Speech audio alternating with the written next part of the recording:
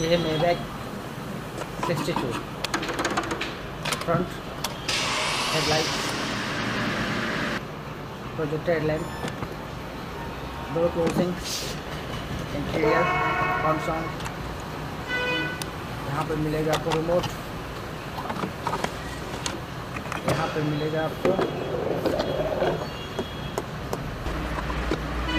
एक से एक फीचर देखने को मिलेगा। मर्सिडीज मेबैक 62 में सीट का फीचर है सीट में। और यहाँ पे जो है आपको मिलेगा ग्लास होल्डर, ग्लास रख सकते हैं यहाँ पे। और यहाँ पे आपको मिल जाएगा टेबल टाइप में तो ग्लास क्लोजिंग।